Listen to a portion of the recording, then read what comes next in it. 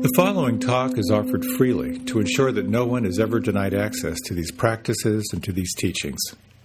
If you feel inspired to make a donation to support this offering, you can go to my website at jonathanfoust.com. While you're there, you can also sign up for a monthly newsletter designed to support you in your practice.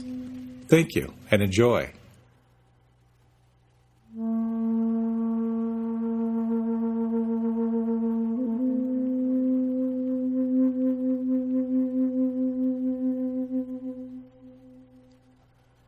A few months back, I'm afraid I did a terrible thing.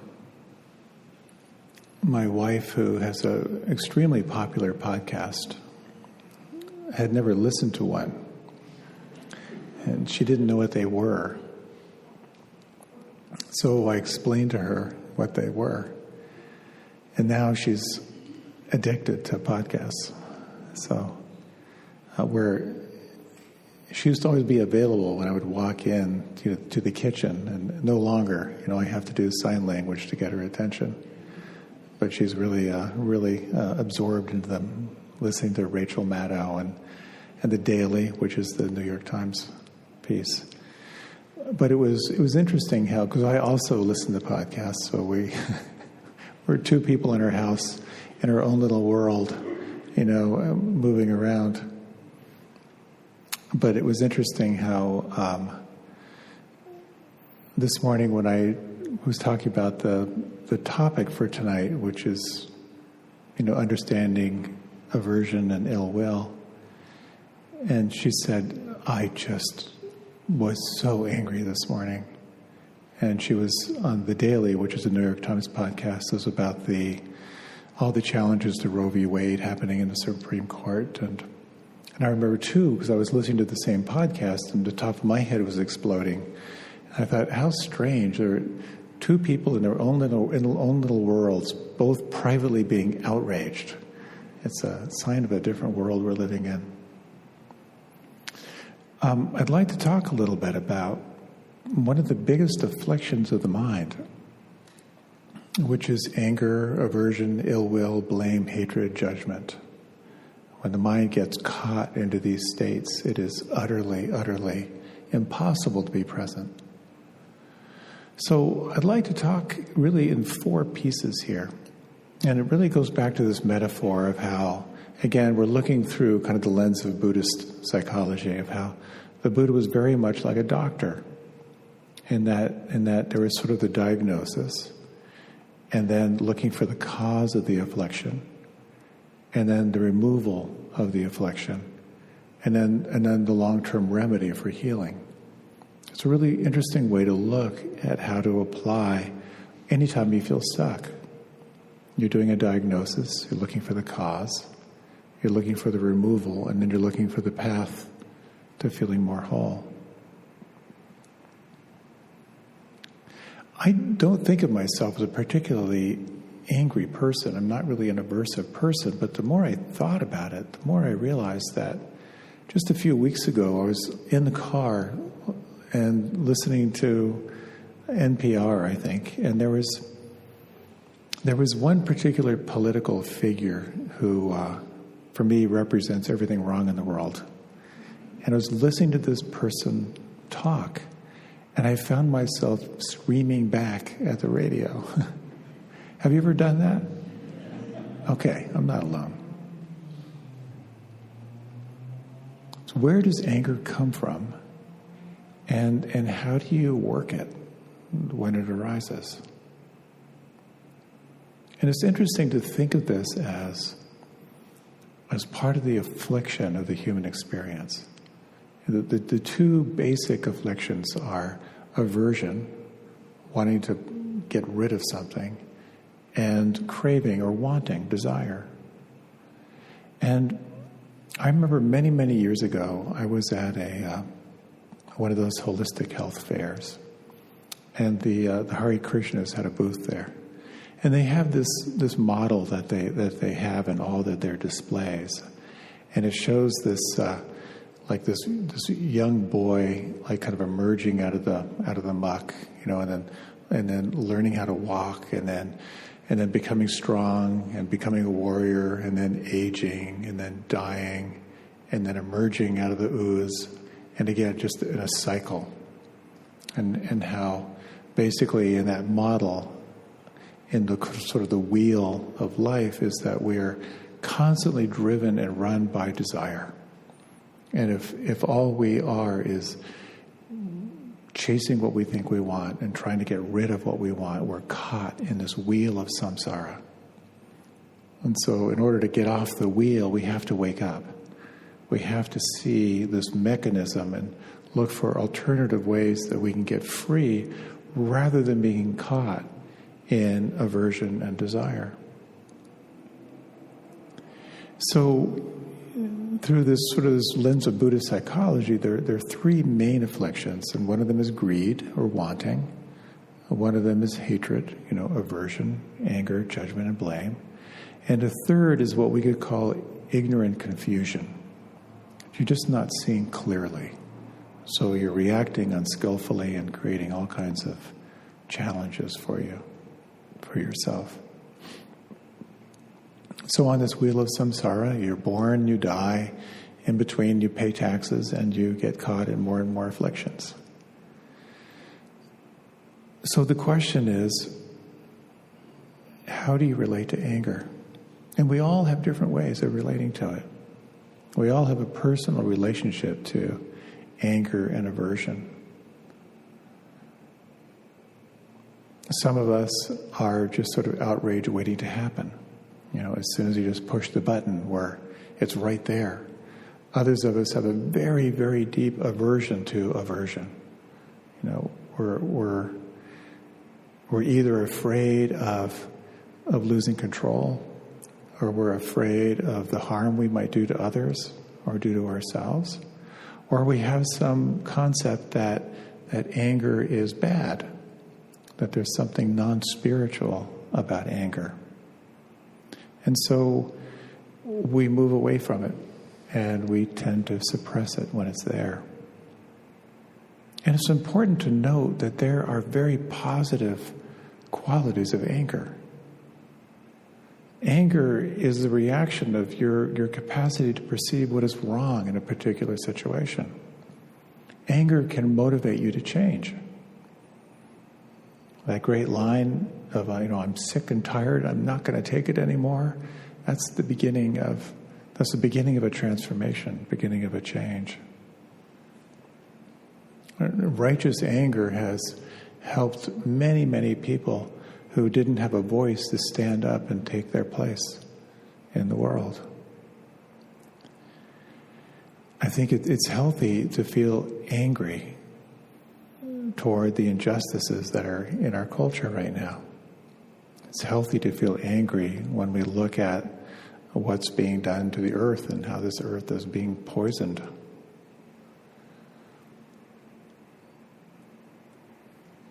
But when we're angry, there's a natural instinct to react with violence. And that's the catch. Anger can be a positive sign of responding to something that needs change. But when we react from violence, then it becomes unskillful. Here's what Ajahn Chah said. And Ajahn Chah is one of the great teachers, and this particular lineage was Jack Kornfield's teacher. He said, you want to catch emotions in the net of mindfulness and then examine them before reacting. Anger is a warning that something is invading and overwhelming us. If we don't take heed, disorder and destruction will follow. So the question is, how do you deal with strong emotions like anger and rage and hatred and ill will? But also, how do you respond to the little things? I was out paddling on the river this morning. It was a really beautiful, clear day, and then I noticed my eyes were starting to get a little scratchy, and I thought, oh no, pollen. Here comes the pollen. So how do you deal with the little things like pollen and mosquitoes and sunburn? I've talked in the past of how when I moved down to Washington, D.C., I had this epiphany that I had to absolutely turn myself over to a new spiritual practice, which was driving as a spiritual practice.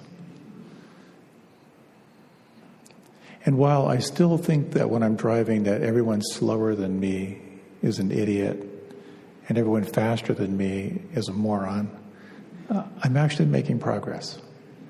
We can actually train ourselves to be more aware of our reactivity.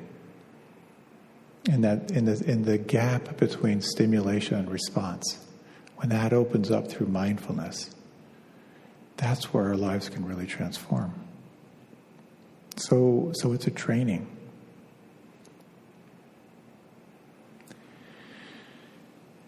No matter what, we all will experience anger at some point. And I'm really, really struck by this last retreat, this last week-long retreat I was part of with the Year of Living Mindfully community. And there's something so powerful about just putting everything in pause. Imagine for a week in silence, no eye contact, no speaking, no reading, no writing, just being present. Inevitably, what begins to rise to the surface is all the undigested experiences in your life. And for a number of people, in that practice of just being with what's there in the moment, for a number of people, what arose was very, very powerful anger. Undigested hurts. Really registering, the injustice in the past. And quite often what happens is, in life, but particularly on a meditation retreat, when there's nothing to do but just be aware, is you realize that you experience particularly strong emotions. They come as waves. Everything is really, really smooth and easy. And then there's a clench. And that clench is the sense that something's wrong. Either something wrong with me or something wrong out there. And then we begin to tighten up. And then the resistance begins to build. And the energy begins to build. Usually what we do is we get off the wave. We find some way to get off the wave. We distract ourselves. We get lost in thought. But if you can stay on the wave, let the energy build, quite often it'll reach a crescendo.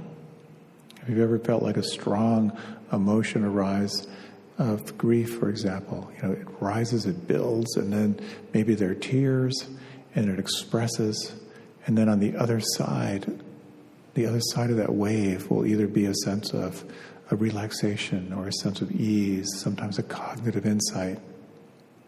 So the challenge becomes how to ride that wave when you feel anger. Because anger it's emotion, it's energy in motion. And has been said that every emotion actually lasts about 90 seconds. The pure emotion is about 90 seconds. And I've noted for myself, I've managed to extend some of those primary emotions. I've lengthened them out for about 55 years or so. And so for some on the retreat, it became a question of how do I be with this? How do I actually be with this anger and this rage and this sense of injustice? I'd like to talk about some of the different strategies of how to be with that, but one particular strategy in meditation, and I know a number of people practice this on retreat, was to actually give it permission to get big. When you have a strong sense of the witness, when you begin to realize, I'm not the anger, I'm the one who's aware of the anger, it completely changes your perspective. A very, very different experience between being angry and being with your anger. When you can be with your anger, sometimes, when it feels safe, you can let it get big. And when you let it get big, instead of trying to suppress it, you can begin to see that anger is always a composite of many different emotions. Anger is usually some amalgam of hurt and disappointment and betrayal and sadness and hopelessness. And when you let it get big, you can begin to see what's part of it, what's underneath it. And usually there is some form of some very, very deep need that was not met. And it takes tremendous courage to look underneath your experience of anger, to sense what was I hoping for that didn't happen, and to bring attention to that, to the wounding that is inevitably part of that anger. And so it's an interesting experience, even when someone cuts you off on the road, or you're standing in line and someone cuts in front of you, and you see the reactivity, you see like the injustice and the indignant quality that arises, and then you get to watch your whole reactive pattern. And if we don't watch the reactive pattern, then we simply respond with violence, and we escalate the whole situation.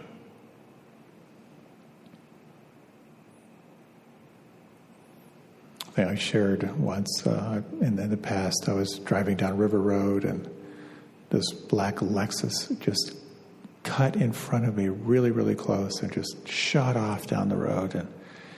And without even thinking about it, I started speeding up because that person needed to know they did something. They needed to have their lesson learned, and so I'm driving down River Road, like 75 miles an hour, and then suddenly I thought, what are you doing? What are you doing? So I kind of slowed down. I started processing. So here was my reactivity. It was like, respond with violence, teach this person a lesson. And then I started thinking, well, wait a minute. Maybe this person just found out that their mother's in a nursing home, and they've just had a heart attack. Maybe this is someone who's leaving work to go pick up their child who's sick and throwing up in a nursery school somewhere. And I began to kind of soften a little bit. And then, as luck would have it, just the way the stoplights work on River Road, I actually caught up to the car. And by then, I was completely chill. I was in equanimity, wishing this person well, whatever your suffering is, may it be fine, and so I looked over, and it was some 16-year-old girl just chatting away on her phone, completely oblivious to the world, which was fine. I got everything I needed out of that.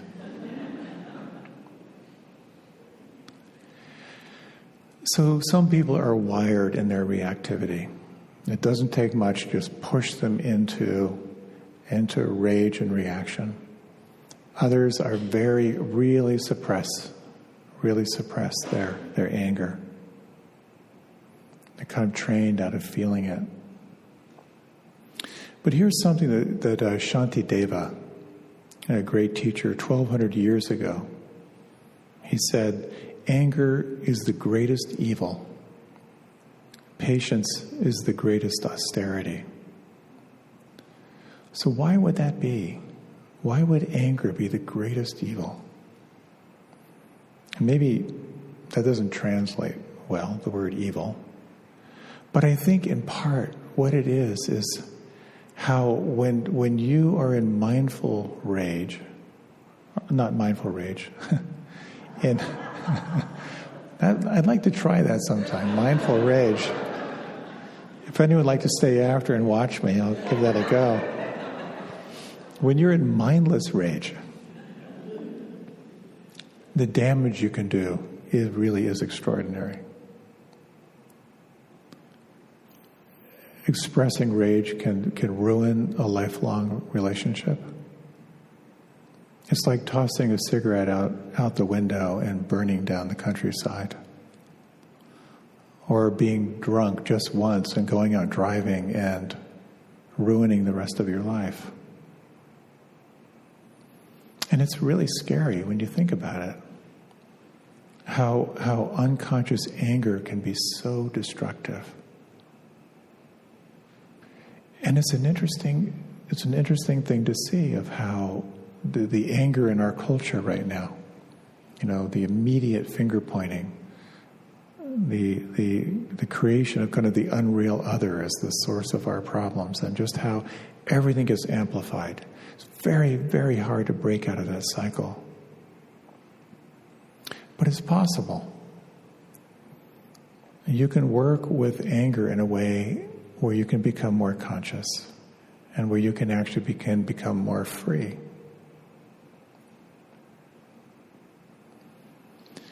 So we often talk about the practice of RAIN, of R-A-I-N. This kind of has to do with the removal part of the practice. The R is to recognize what's presenting. The A is to inquire if you can allow it or accept it. Sometimes you can't, which is fine. And the I is to investigate, to look closer, to really move in and see what this is all about. And then the N means to nurture, to kind of call on some form of loving presence to help you in deeper understanding and in letting be. And again, back to this retreat, someone was meditating and they were just overwhelmed with memories of being bullied when he was a younger guy. Just kind of merciless bullying.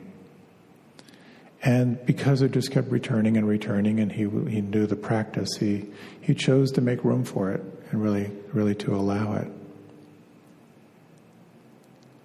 And he could sense as he actually let it get big and explore the whole inner experience of how deeply bitter he felt toward everyone, but certainly some people in particular, of how hurt and how much the bullying forced everything inside. And he saw in how many situations how paralyzed he was whenever it came to conflict. He was so conflict averse. And he was really, really kind of disgusted with himself, and saw all this self-aversion that all came out of that. And he saw how much his life was living from that place of a deep distrust and anger toward the world. And as he described it, it was just incredibly painful to feel the roots of the searing experience inside of being a young kid bullied. And when he began to call on the N part of that practice of loving presence, and he just would bring his hand to his heart and just express his own sense of sorrow for himself, he suddenly realized how many other people feel the same way. And he said something just cracked open, when he just kind of remembered all the stories of bullying going on and countless people feeling bullied. And suddenly he began to feel not so alone. And he began to feel kind of a greater connection with everyone out there who has experienced being bullied, power over others. And as he described it, it wasn't so much like it went away, but it was more like there was this space that could hold it with so much more tenderness than before. And I think that's part of what is required when you experience anger. To recognize it, not to pretend it isn't there, not necessarily to indulge it either, but when you can, to really explore. When you feel anger, when you experience anger and aversion and ill will, what is that like on the inside? What is it like to live inside anger? Because undigested anger is really a poison. The Buddha described it as when you harbor anger toward another person, it's like drinking poison hoping the other person dies. It's like picking up a hot coal to throw at that person without realizing that you're being burned. So when you're caught in anger, you are the one who is suffering. And part of the practice is to the courage to acknowledge how much hurt there is when you feel angry. Either hurt or despair or sorrow or hopelessness. To acknowledge that there's something that you are wanting, something you were hoping for that didn't happen. And then to find a way to hold that with tenderness, with kindness, with compassion. That's the balm, that's the lubrication that allows you to be with it.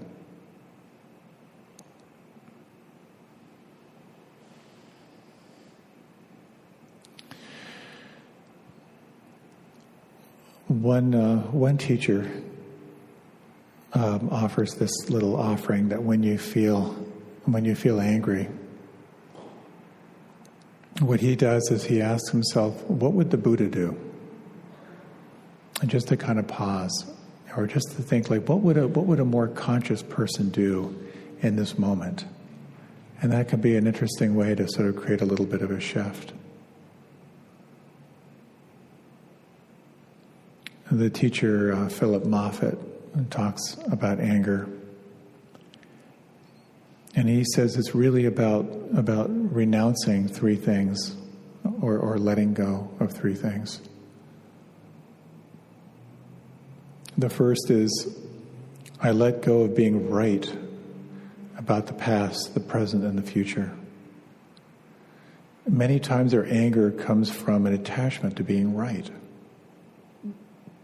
You may have noticed, have you ever had that experience of being in an argument with someone and you're arguing back and forth and you realize you're wrong? That's a great Zen pop quiz. How quickly can you own up to it? And some people never. The second suggestion he has is where he says, I let go of measuring success by how well my needs are being met. And again, so often our anger comes from expecting our needs should be met. Particularly when we look back to our family system, of not getting the attention or the affection that we wanted. Well, if you could let go of your needs being met, that opens up some new possibilities. And the third is, I let go of being the star of my own life. And again, our anger is usually a sign of our egocentric life, where we're the star and we're in the middle of life and it's all about us. So when you're driving and someone cuts you off, just the indignity of it. And then realizing that you're just another car on the highway.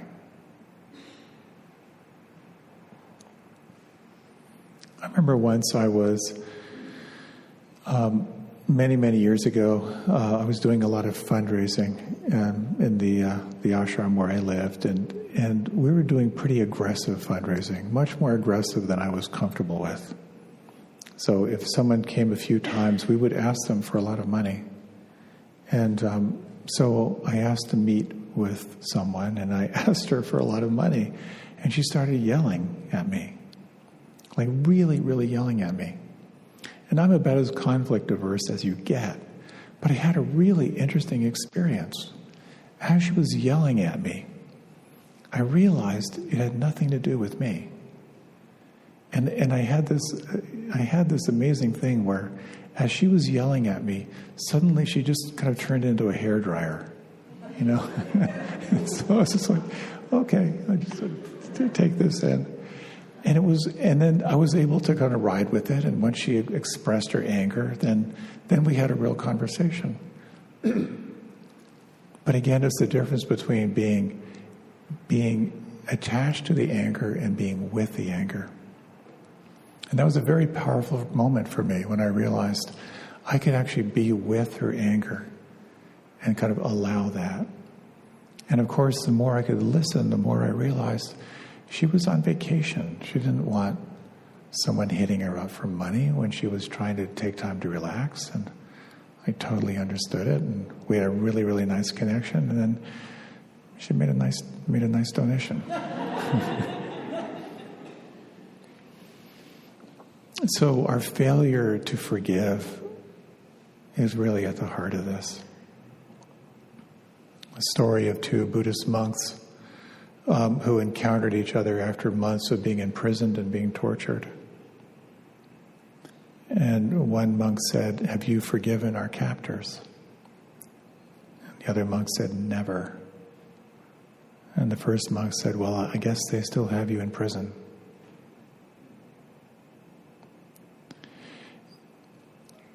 The antidote to anger is kindness.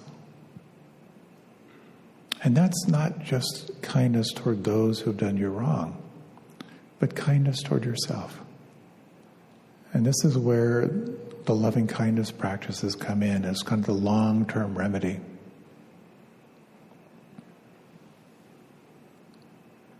Training yourself to offer loving kindness to the most difficult people in your life.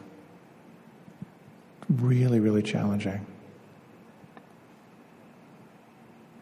I told the story a couple of weeks ago of Ram Dass, who had his altar with his kind of beloved icons of Krishna and his teacher Sri Nisargadatta, and then he had a little photograph of Bob Dole. And so he would come in every morning, "Oh, Krishna, Krishna, Sri Nisargadatta, Neem Karoli Baba." Hi, Bob.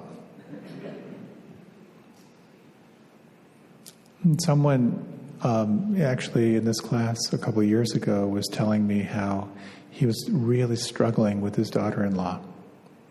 And she was very, very controlling and very, very fearful. He wanted time with his grandkids.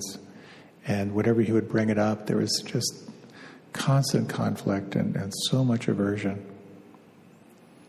And I suggested that he actually, as part of his meditation, that he do metta, the loving kindness practice for her every day. He felt so wronged and so hurt. But every day, for a few minutes, he would wish her well. He would wish for her happiness and her joy, that she feel safe from inner and outer harm, that she feel free from stress and free from suffering. And a few weeks later, he said it was kind of a miracle. Just something softened between them, and suddenly there was conversation and access. There's something so ineffable about cultivating loving kindness. You really cannot measure the impact of it. And when you can take the time to sense how when someone is coming at you with anger, that there's something they're wanting, there's something they're needing, that they're not getting. And when it's possible, it's not possible all the time to sense that, it can be extraordinary. I always love the story Sharon Salzberg tells of a loving kindness retreat she was leading in New York City. And so everyone went out to the street just to do walking meditation in the street and offer loving kindness. And this woman told this story of she went to the subway stop, and she just kind of picked someone out of the crowd, and just a guy wearing a kind of a business coat, and she just started, "May you be happy, may you feel peace, may you feel safe from inner and outer harm." And kind of to her surprise, this guy walked over to her and he said, "Please, I'm not crazy, but something in me told me to come over and ask you to pray for me because I'm going through a hard time right now." How do you measure that? The other story, which always blows my mind, is a story of someone who's on a bus city bus. And the bus stopped, and there was a homeless person getting on, and they were very, very clearly not well mentally and emotionally, and they didn't have the right change, and the bus driver was getting impatient with them, and the person started screaming and getting really, really rageful, and the whole bus started freaking out. And then people were looking to the back, to get out the back door if they needed to, and she, for some reason, she just thought, no one's praying for this guy. And so she just closed her eyes and she started wishing him ease and wishing him well. He kind of calmed down, and as he's shuffling by with all his bags, as he walked by her, he stopped and he said, "Thank you, I feel much better now." Always get goosebumps.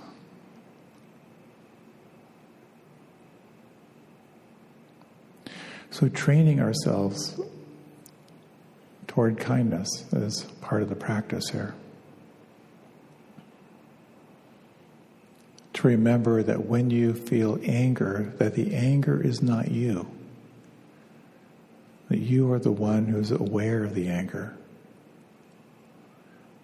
To remember that that anger is a weather system, and it is destined to change and pass through.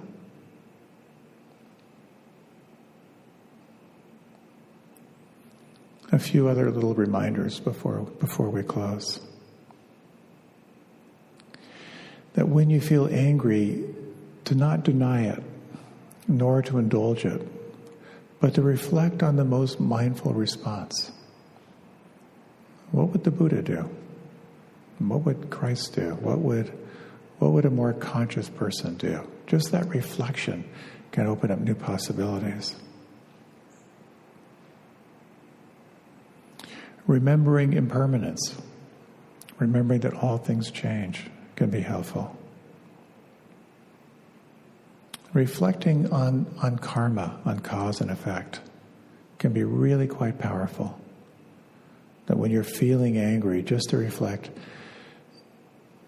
what is the result of me holding on to this? What is the long-term result of me growing this?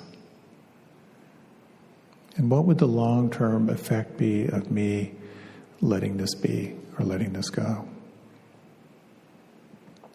And some of the ways that we can work with this weather system of anger when it passes through. Why don't we close with a short little reflection?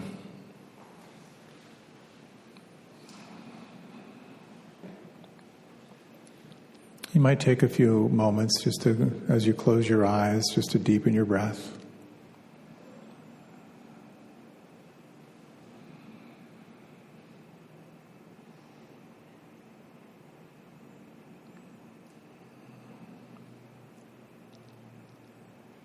And you might imagine yourself as this vast open sky.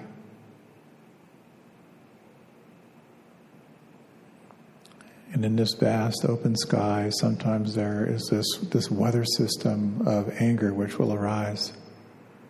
Sometimes mild irritations, sometimes in the form of blame or judgment, sometimes as rage.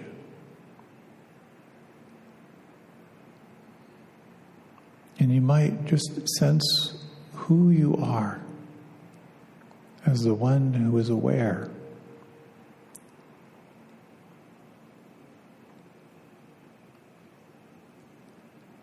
Reflecting how, as you may be visited by this weather system in the future, the power of slowing down and pausing.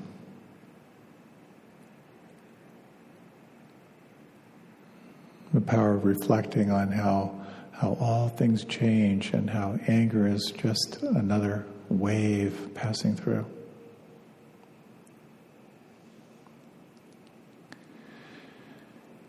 And the power of sensing inside when you are filled with anger, to sense what it feels like. And the courage to begin to identify the hurt the unmet need.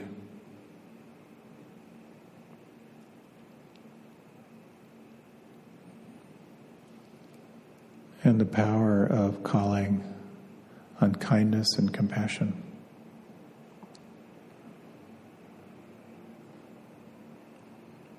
And in these final minutes, you might just sense, is there someone who is a source of irritation or anger for you? What does it feel like to wish them well? To imagine them feeling safe from inner and outer harm. To feel happy and free.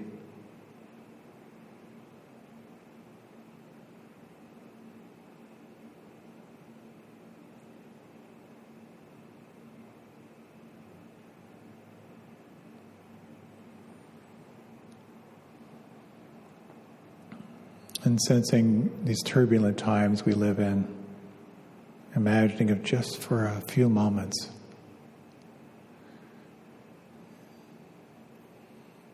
offering your wishes for all beings. May all beings feel happy.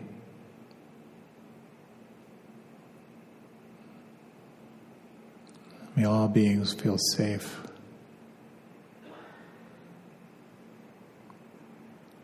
And may all beings feel free from stress and suffering.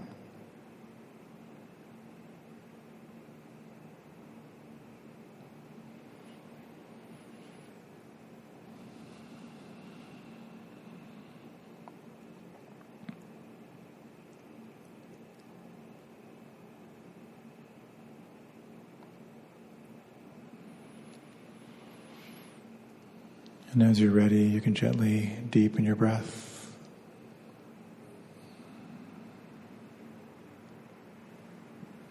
And when you're ready, you can open your eyes.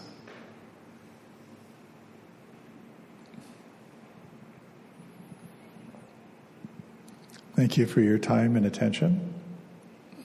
Your first Zen pop quiz when it comes to anger, aversion, blame, and ill will. We have no cookies tonight. We're actually going to be suspending tea and cookies for this little period. So may you and your rage have a wonderful evening, and hopefully I'll see you next week. We'll be sending out updates as to kind of the status of public gatherings. Take good care. Thank you.